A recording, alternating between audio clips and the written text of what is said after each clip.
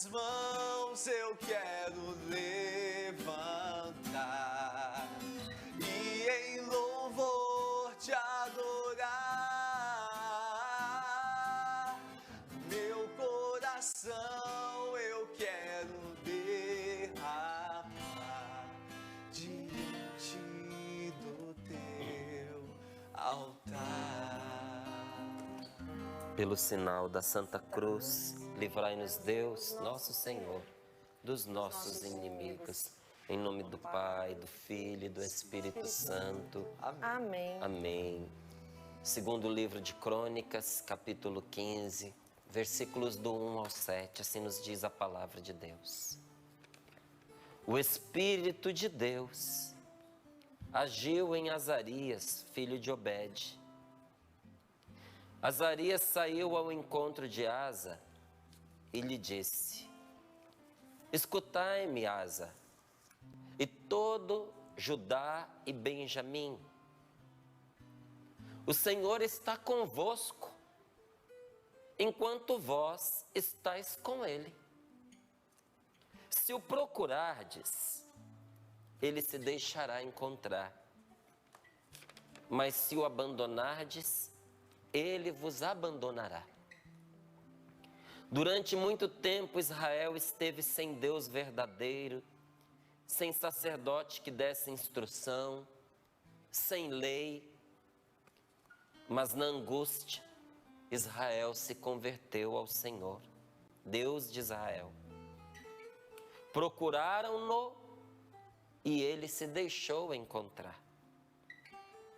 Anteriormente não havia segurança para quem entrasse ou saísse, e as populações viviam em constantes tumultos. Um povo caía sobre o outro povo, uma cidade sobre outra, porque Deus os perturbava com toda espécie de calamidades. Agora vós, tende coragem e não desanimeis, pois não faltará a recompensa para vossos trabalhos. Agora vós, tende coragem e não desanimeis, pois não faltará a recompensa para os vossos trabalhos. Palavra do Senhor. Graças a Deus. Graças a Deus. A palavra diz aqui, nem diz que Azarias profetizou, não. Diz que o Espírito de Deus agiu em Azarias. Porque às vezes nós colaboramos com Deus sem saber. Às vezes nós colaboramos com Deus, cooperamos com Ele por meio das nossas palavras. Às vezes nós cooperamos com Deus por meio dos nossos trabalhos. Outras vezes nós cooperamos com Deus por meio dos nossos sofrimentos e nós nem sabemos. Há momentos, gente, em que o Espírito Santo age em nós e a gente não percebe. Não percebe. Às vezes no próprio trabalho da missão evangelizadora, chega alguém para nós e conta. Aquele dia que você disse isso, ou até pegando o exemplo que a Valdênia disse, aquela palavra de ciência que falou que eu estava assim, em tal lugar, e tal jeito, disse meu nome. E às vezes a gente não lembra. Porque Deus estava agindo em nós. Não é que a gente estava inconsciente, mas Deus estava agindo em nós. E a gente achando que estava dando um simples exemplo, e já era Deus agindo. Eu lembro de uma vez, no Rio de Janeiro, ali no Engenho de Dentro, que uma mãe levou uma filha para que eu pudesse atendê-la. Essa moça já tinha tentado suicídio várias vezes. Por causa do envolvimento com o ocultismo, tinha algo que tomava essa moça. Isso eu ouvi da boca dela mesma, ela não queria se matar. Mas várias vezes ela ouvia uma voz que a incentivava que se jogasse em cima de um prédio, que se jogasse na frente de um carro. E outras vezes, quando ela via, ela já tinha se jogado. Era uma coisa terrível. Era de verdade uma opressão espiritual. Mas a menina era jovem, não é? De adolescente para jovem. Devia ter ali na casa dos seus 18, 19 anos. E no meio das poucas partilhas que ela fez, a gente notava que era uma pessoa introvertida, muito tímida. E eu pensava comigo, se eu não puxar a conversa, nós não vamos conversar. Porque com a mãe presente a menina não fala, sem a mãe ela não puxa o assunto. E é importante quando nós vamos rezar por alguém, que a pessoa fale. Por que é importante que a pessoa fale? Porque falar é um jeito de desabafar, falar é um jeito de trazer para a luz aquilo que está no escondido do nosso coração. Porque tem coisas, tem áreas, às vezes tem áreas do nosso coração que estão em trevas, que estão em pecado, que estão debaixo do jugo do mal. E quando a pessoa fala, ela traz aquilo para a luz. E Deus traz libertação. E muitas vezes cura a pessoa já na hora em que ela está falando.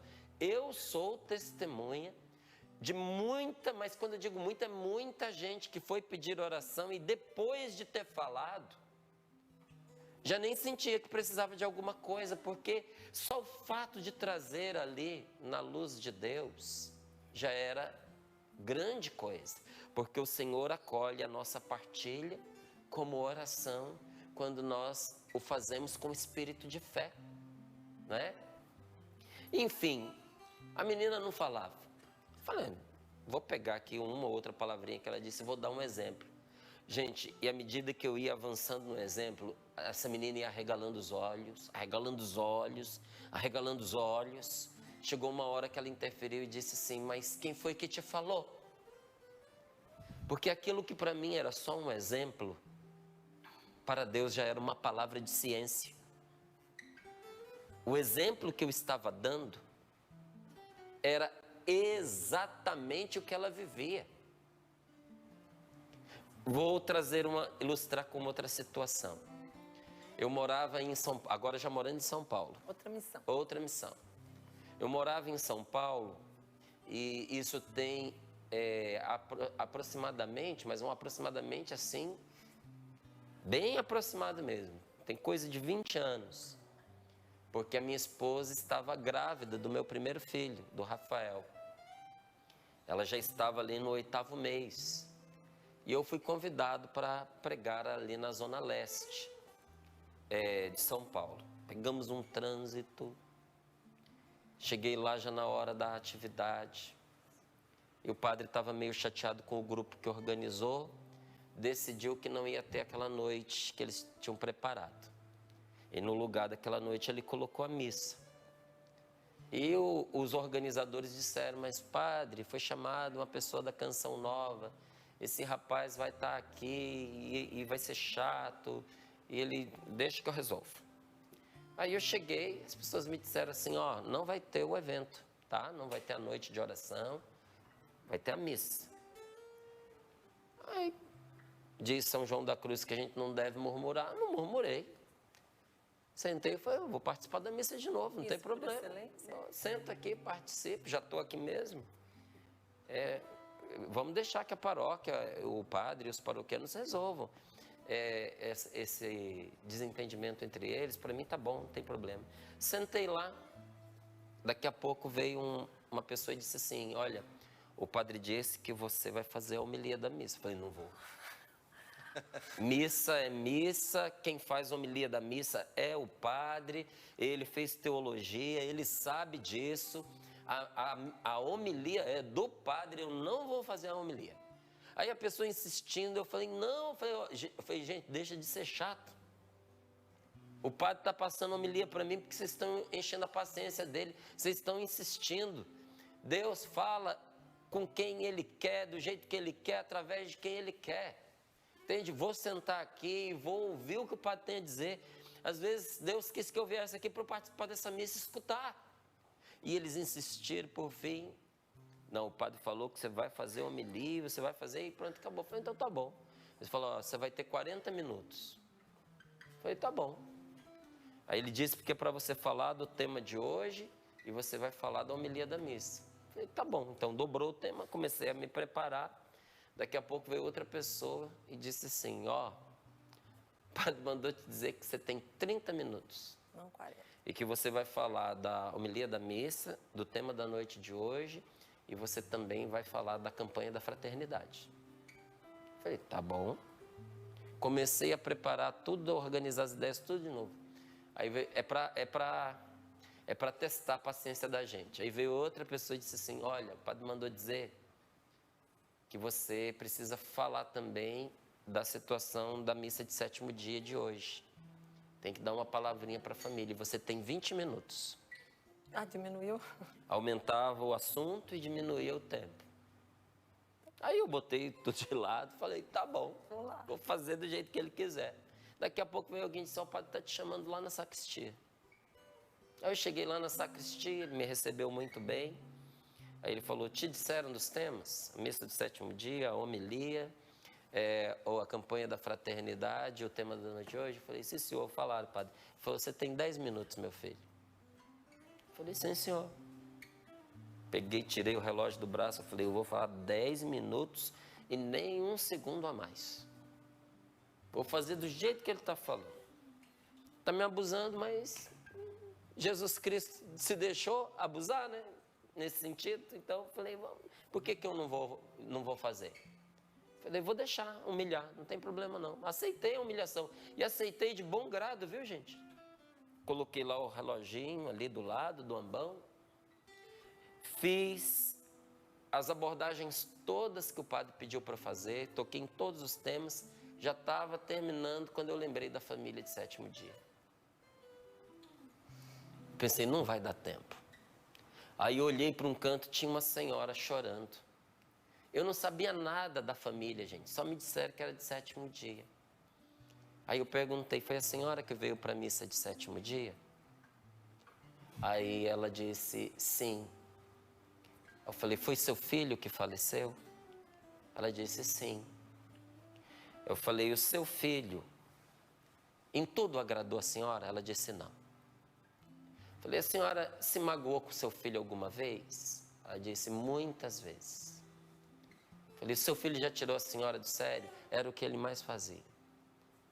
Eu falei, e se hoje a senhora tendo esse filho que decepcionou a senhora, esse filho que tirou a senhora do sério, esse filho que nem sempre acertou, se hoje dependesse só da senhora, o seu filho ir para o céu ou não, a salvação dele ou não, qual seria a sua decisão?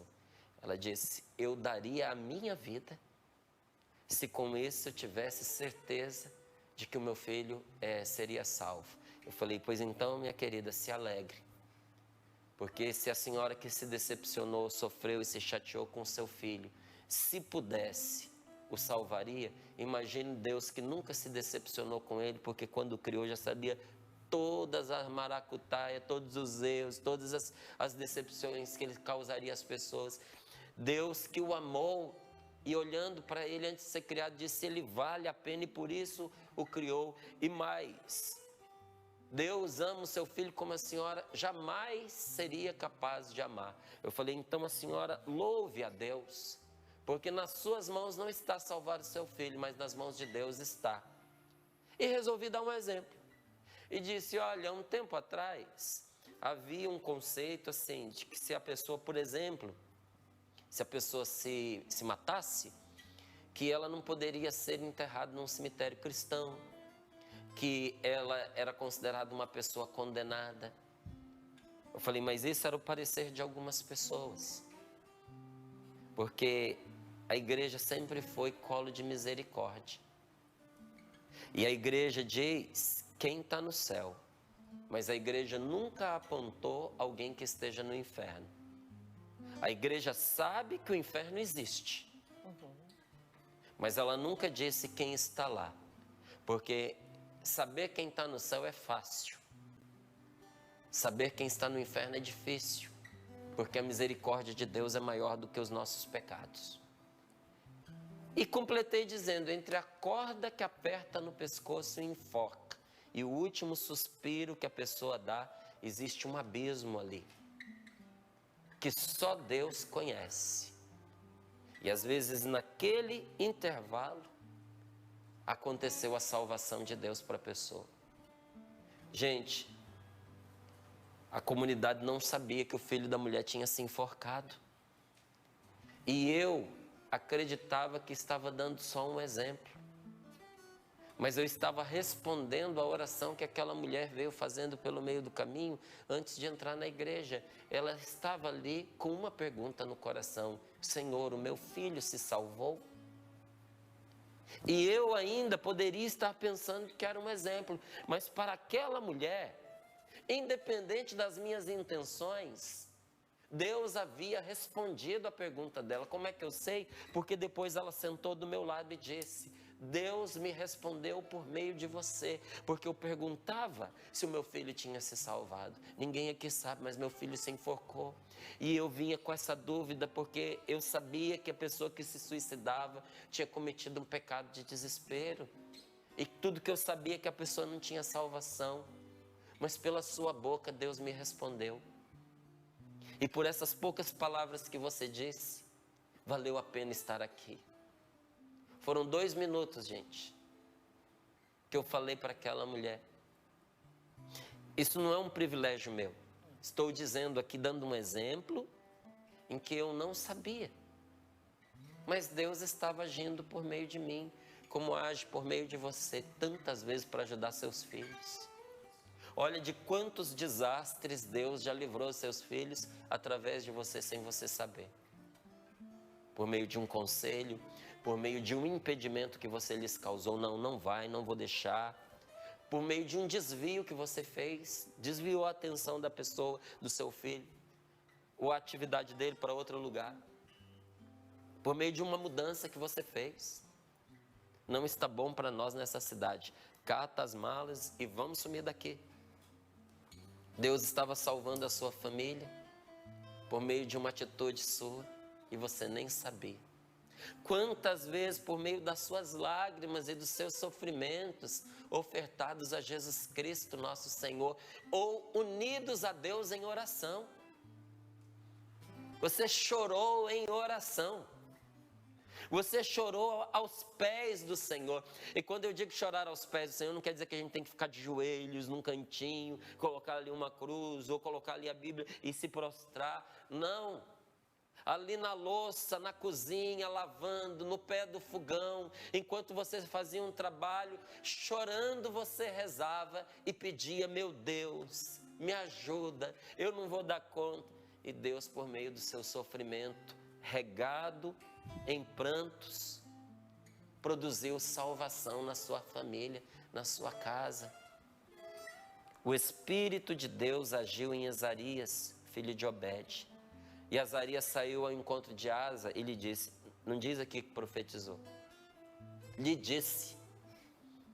Aquele homem teve um sentimento forte dentro dele, mas era a palavra de Deus, tanto que está aqui registrada.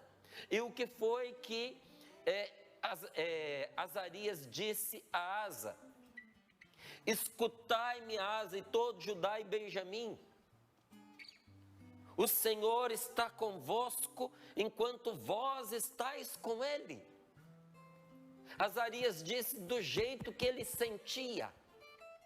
Há uma grande verdade nessas palavras.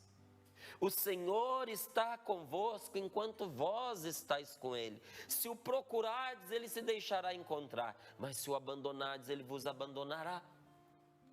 Durante muito tempo Israel esteve sem Deus verdadeiro, sem sacerdote que desse instrução, sem lei. Veja, mas na angústia. A angústia é a antessala do desespero. A pessoa que está afogada em angústia, ela está a uma linhazinha do desespero. Mas na angústia, em vez de se desesperar, a angústia nos leva a uma encruzilhada. Ali você pode escolher entre a fé e o desespero. Aonde a angústia leva a gente? Diante de uma decisão. Qual é a sua decisão? Você vai desesperar ou você vai dar o seu passo na fé? E diz, na angústia, Israel deu passo para Deus. Em vez de entrar em pânico, em vez de entrar em desespero, Israel voltou seu coração para o Senhor, se converteu ao Senhor, procuraram-no e ele se deixou encontrar. Se você procurar a Deus na sinceridade do seu coração, você vai encontrar a Deus. Foi parte da nossa conversa de ontem no aprofundamento. Nós temos um pouquinho mais de tempo ali para entender que uma vida desunida de Deus, porque se uniu a mim, diz o Senhor, eu o livrarei e o protegerei. Afastar, romper com Deus, querer não estar unido a Deus, é tornar-se escravo, que é o contrário da libertação, e é tornar-se suscetível, presa fácil da vida, presa fácil dos acidentes desta vida, das coisas que acontecem e que nós não controlamos. É se tornar presa fácil de gente mal intencionada, é se tornar presa fácil de um inimigo espiritual que Jesus diz que nunca deixa de nos rondar. Então, na angústia, Israel, em vez de olhar para os próprios pecados, porque viu aqui, estavam perdidos, estavam sem lei, sem Deus. Deus não existia? Existia, então como é que diz aqui que estava sem Deus verdadeiro? Porque quando eu escolho não andar com Deus, eu me torno um sem Deus.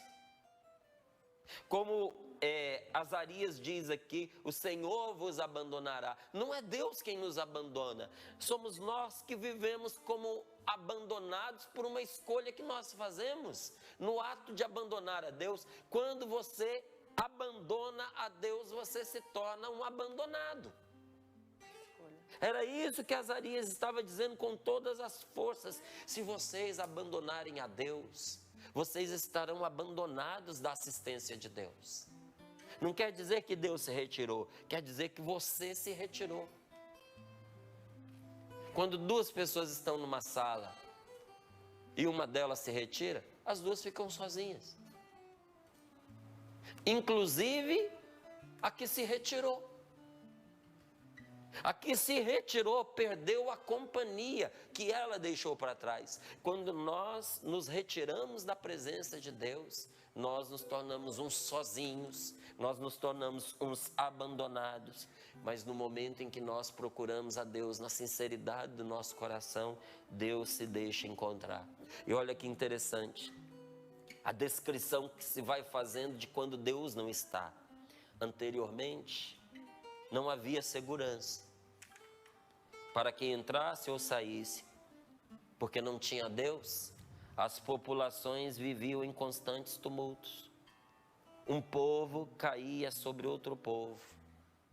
Que terrível a realidade de uma nação sem Deus. Um povo caía sobre outro povo, uma cidade sobre outra cidade, porque Deus os perturbava com toda espécie de calamidades. Aí você pode até dizer assim, mas Deus mandava calamidades sobre eles. São João da Cruz mesmo dizia. Se Deus não reinar pelos benefícios da sua presença, Ele reinará pelas calamidades da sua ausência. Não mandou calamidades. A vida sem Deus é uma calamidade. É que nem você perder a imunidade do seu corpo. Se você não tiver imunidade, não é que você vai pegar bactéria. Você não tem ideia da quantidade de bactéria que tem no seu corpo, de vírus com os quais o seu corpo aprendeu a lidar. Você não tem ideia. Quando a nossa imunidade cai, certas doenças que a gente tinha vencido são reativadas. É uma calamidade. Eu tive toxoplasmose. Você também teve? Aí a gente faz o tratamento, a gente vence a toxoplasmose, mas ela fica no corpo da gente. Controladinha, vencida uma vez, o corpo aprende a conviver com ela, mas se você tiver uma queda absurda na sua imunidade, ela reativa, ela toma conta. E isso não é só ela, não é? Eu estava vendo aí sobre essas doenças que muitas pessoas pegam por causa de uma vida promíscua. Sífilis é assim. E a gente poderia ir dizendo várias outras enfermidades. Gente, quando nós perdemos Deus por nossa escolha, toda a nossa imunidade espiritual cai. E cai a nossa imunidade espiritual, cai a nossa imunidade emocional. A nossa vida vira uma calamidade. Então, eu retomo aqui com você. O Senhor está convosco enquanto vós estáis com Ele. É como num casamento. Igualzinho num casamento. Deus não fala que fez conosco uma aliança? O que tem no dedo de marido e mulher? Um sinal de aliança, uma argola dourada, uma argola de ouro, que aponta que entre um e outro existe uma aliança, existe um pacto, né? Tem pessoas que não gostam desta palavra, porque acham que, ouviu muitas vezes te falar de pacto de sangue, de pacto com o mal, de pacto com o diabo, mas o problema não é o pacto, é com quem você faz. Porque nós temos um pacto com Deus. O nosso batismo é um pacto com Deus. O nosso batismo é a nossa aliança com Deus. Nós temos uma aliança com o Senhor. Nós temos um casamento espiritual com o nosso Deus. Agora veja, num casamento não é assim? Não basta que um vá embora para que os dois estejam sós.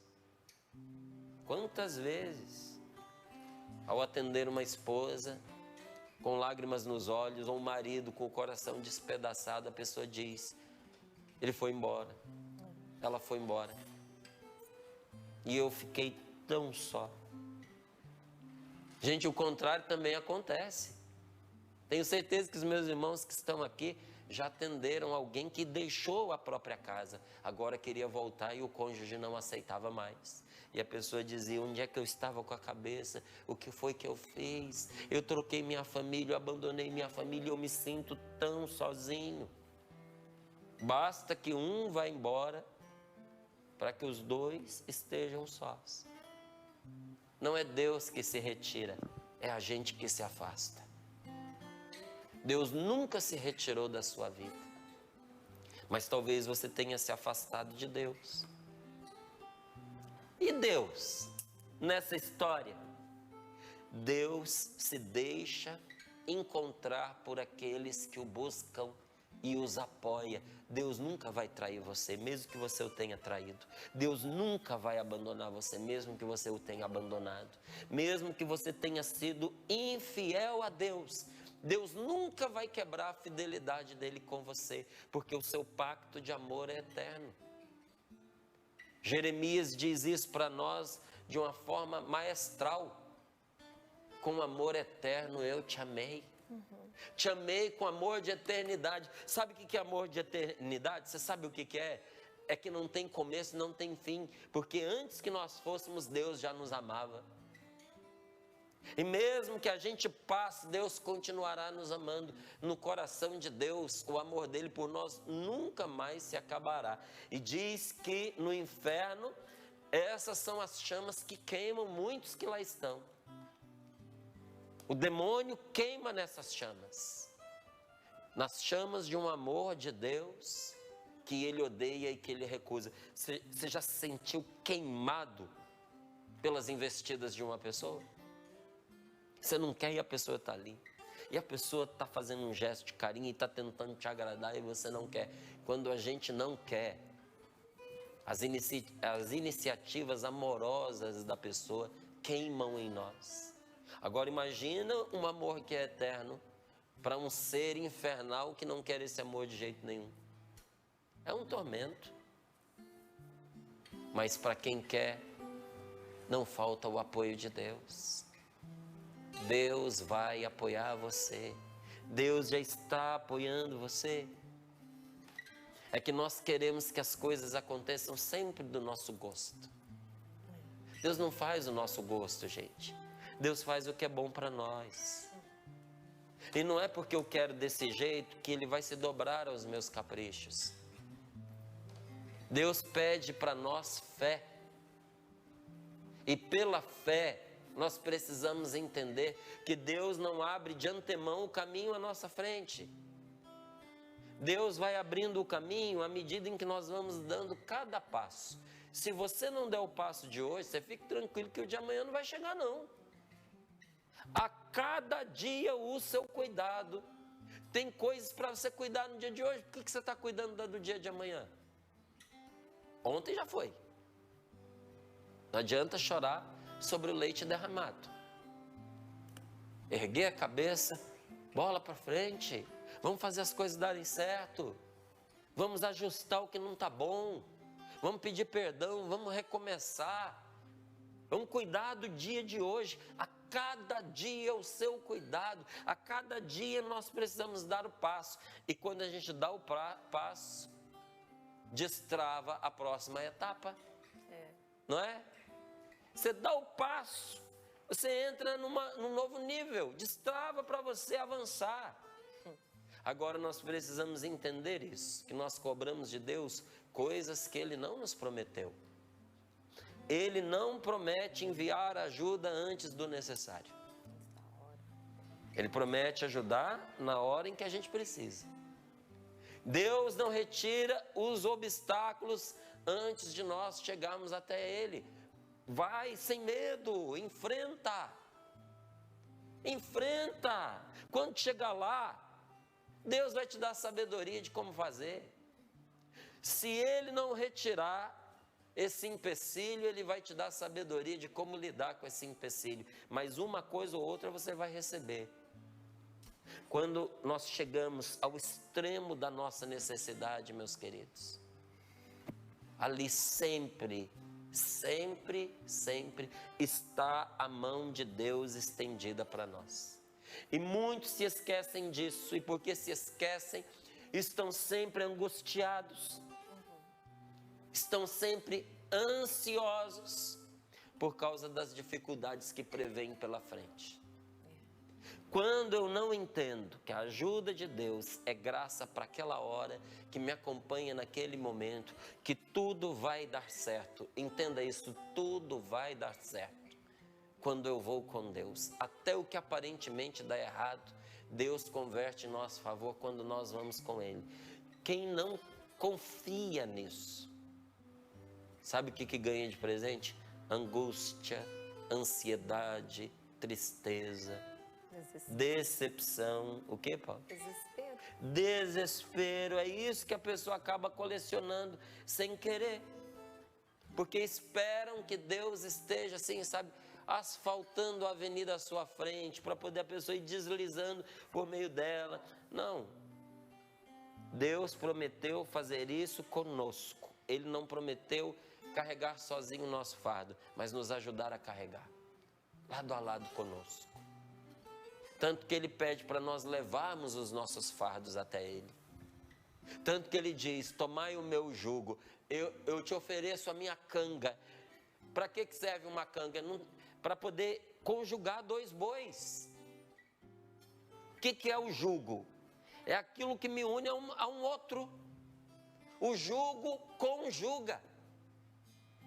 Jesus se oferece para ser o nosso cônjuge. Jesus se oferece para estar conosco debaixo do jugo. Ele nos oferece o jugo dele, porque o jugo dele é suave. E a gente pensa, como se não bastasse os meus fardos, agora eu vou ter que carregar o jugo de Jesus. Não, Ele oferece o jugo dele para carregar os seus fardos junto com você. A promessa dele é estar lado a lado. Ele prometeu fazer isso passo a passo, uma necessidade de cada vez, na medida em que nós o buscarmos.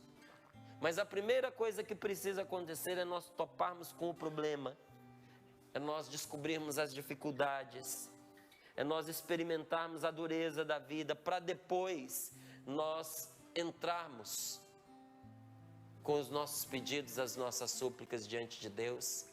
E para que Deus entre com a sua ajuda, e a luz do seu Espírito Santo para nós.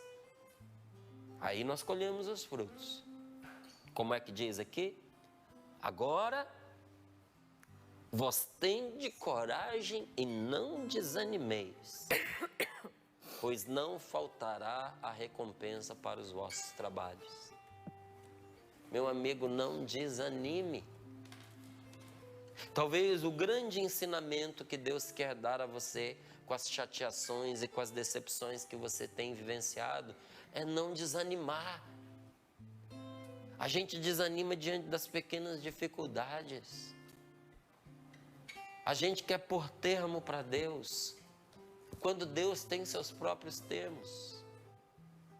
Olha, quantas vezes Deus falou comigo de maneira inesperada. Eu lembro de uma madrugada que eu estava vindo do Papo Aberto para Cachoeira Paulista e coloquei lá um CDzinho do Padre Léo. Nossa! É bom demais. Como Deus falou no meu coração. Aquela noite eu pensei que eu ia ter que... Aquela madrugada eu pensei que eu ia ter que parar o carro. De tanto que eu chorava de rir, porque ele é muito engraçado. Muito bom, né? Eu chorava que eu não conseguia enxergar. Eu falei, Jesus, ou eu vou ter que parar de ouvir o Padre Léo, ou eu vou ter que parar de dirigir de madrugada. Aí eu fui ali me controlando, mas Deus falando comigo naquele momento, naquela madrugada, cansado, voltando para casa, depois de um dia inteiro de trabalhos, no momento em que eu pedi ali, né, no CDzinho, para o Padre Léo me fazer companhia, para eu poder chegar em casa, mas para ter uma companhia. Só que Deus tinha para mim uma palavra através daquele homem que já tinha falecido. Num CDzinho gravado. E quantas vezes ele continua falando ao meu coração. Não desanime diante das dificuldades. Coragem, pois não faltará a recompensa para os vossos trabalhos. Primeiro os trabalhos, depois a recompensa. A gente está num momento interessante. Você já viu? Você contrata o serviço, você tem que pagar antes da pessoa fazer. Então, tem que vir no adiantamento. Adianta o serviço. Outro dia, há um tempo atrás, precisava colocar umas calhas lá em casa. Aí contratei o calheiro, chegou lá. A gente vai ficando esperto também, sabe? Chegou lá. Vai dar. É tanto. Eu falei que tá certo, faz. Não, mas adiantamento. Eu falei, o senhor adiantou o serviço? Quando o senhor adiantar o serviço, o senhor tem um adiantamento. Aí ele, ele falou, preciso de pelo menos metade do valor. Eu falei, faça metade do serviço e o senhor recebe metade do valor de imediato. Ele fez metade do serviço, recebeu metade do valor e sumiu. Cliente bom. Se eu tivesse pagado sem ele ter feito serviço, tinha perdido dinheiro. Eu falei, então, meus queridos, a gente está acostumado num tempo em que a pessoa não trabalha, já quer receber, quer o meu adiantamento, não fez nada, Não, a ordem da vida não é essa, não. Vai falar ali para a natureza, olha, tá lá fora, diz para ela assim, adianta a colheita aí, que eu vou plantar daqui a pouco. Vai esperando. Primeiro os trabalhos, depois a recompensa.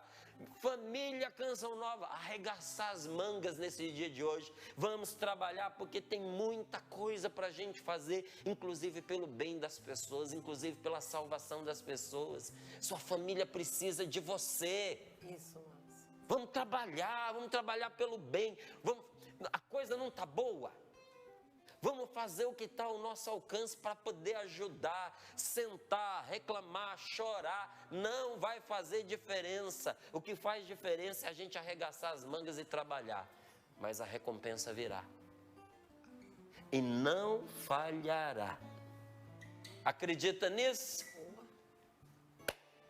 Então, bora para frente. Porque aquele que nos prometeu cumprirá a sua palavra.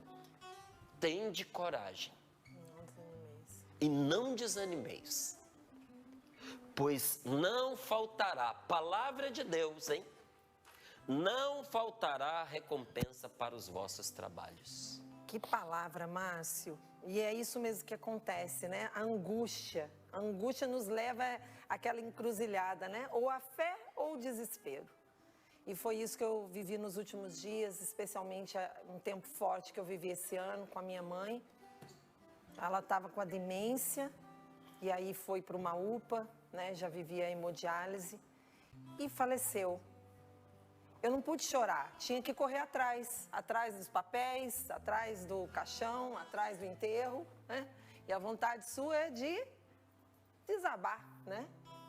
Mas não parando aí, depois de alguns dias, vem o Covid, né? E que dor, lá em casa foi um avassalador esse Covid, dolorido mesmo, dolorido no corpo. E depois o Felipe lá na UTI e tudo mais. E quanta gente, quantos de vocês, todos nós temos esses momentos doloridos. E muitos me perguntavam assim, Paula, como é que você aguentou esse momento? Porque foi muito perto, né? O falecimento da minha mãe, o medo de perder o marido na UTI. Um dia de cada vez. O dia de hoje. Escolher a fé ou o desespero. Eu escolhi a fé, sabia que minhas filhas precisavam de mim, que a minha casa precisava de mim, que eu nem pensava em morte. Não deixava o meu cérebro pensar em morte.